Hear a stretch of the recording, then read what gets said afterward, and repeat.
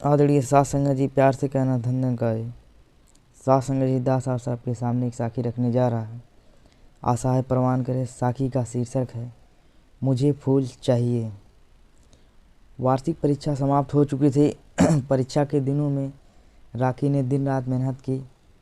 रात को केवल 3 या 4 घंटे ही नींद ले पाता था, क्योंकि उसके मन में केवल प्रथम आना ही काफ़ी था नहीं, बल्कि अपने माता पिता के स्कूल का नाम पूरे ज़िले में रोशन करना था। इन दिनों उसे खेल का मैदान, टीवी के मनपसंद प्रोग्राम सब कुछ भूल गया था। जब थकान महसूस करता था, 2-4 मिनट के लिए अपनी आंखें बंद कर लेता। अपने प्रभु को याद करके उसके मन को शांति मिल जाती। प्रभु स्मरण में उसकी अपने भीतर शक्ति की धारा बहती महसूस होती। परीक्षा समाप्त होते ही राखी के पिताजी ने घूमने फिरने का प्रोग्राम बनाया। पहले दिन पिकनिक, दूसरे दिन सैर सपाटा और उसके पश्चात पहाड़ों की रानी मसूरी में जाकर 2-4 दिन प्रकृति की रोमांचक नज़ारों का आनंद लेना आदि। आज पिकनिक का दिन था। राखी की माताजी ने सुबह उठते ही राखी के मनपसंद का खाना बनाया और फल आदि पैक करके अपनी कार में रवाना रखवा दिए। कई दिनों के पश्चात ऐसे शहर के लिए निकलना राखी को बहुत अच्छा लग रहा था। सड़क पर कार चल रही थी, लेकिन राखी का मन तो विचारों की दुनिया में उड़ान भर रहा था।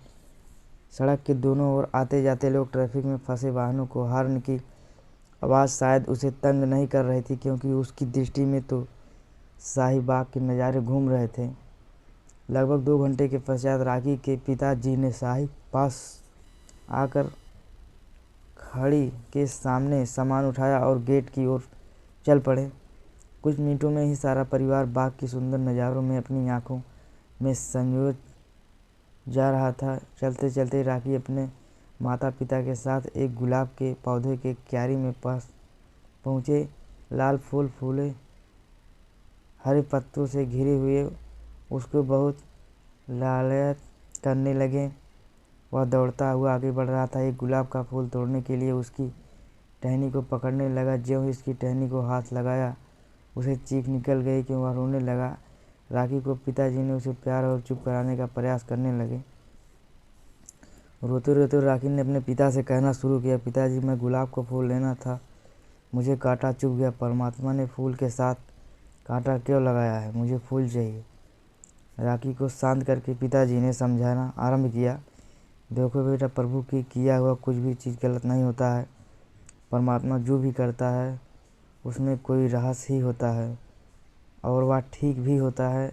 ज़रा ठंडे दिमाग से सोचो कि प्रभु जिस पौधों का गुलाब का कोमल सा सुंदर सा सुगंधित फूल लगाया है, उसी पौधों की टहनियों पे तीखा कांटा भी लगाया है, तो इसका भी कोई बड़ा महत्व होगा। यदि कांटा ना होता तो गुलाब खिलने से पहले वह सब लोग इसे तोड़ लेते और इस बाग का सौंदर्य व सुगंधित खत्म हो जाती। इसका भाव है कि फूल की रक्षा कांटा है।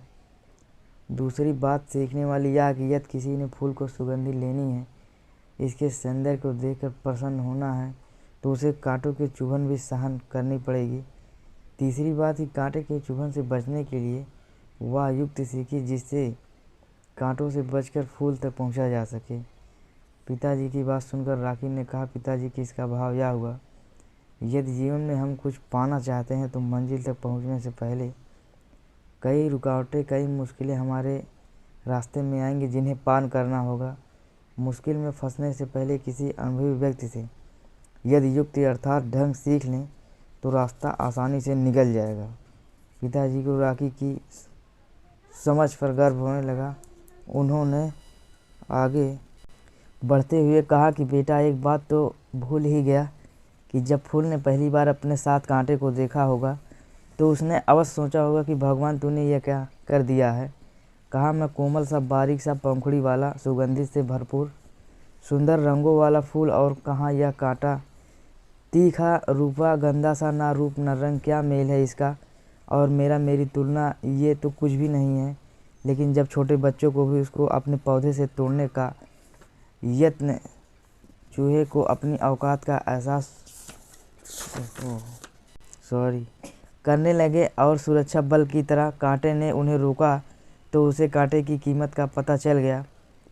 पिताजी अभी बात कर ही रहे थे कि राखी बीच में ही बोल पड़ा, पिताजी आज मैं सफलता व सुख का रहस्य जान लिया। जीवन में यदि मुश्किलों या दुख आए तो किसी भी सुख का संकेत भी होता है। इसलिए मुश्किलें हमारी मंजिल के रास्तों की रुकावट नहीं। यह सीख मैं सदा याद रखूँगा कि मुझे फूल चाहिए तो कांटों से गुजरना होगा। साफ नहीं, ध्यान रहे।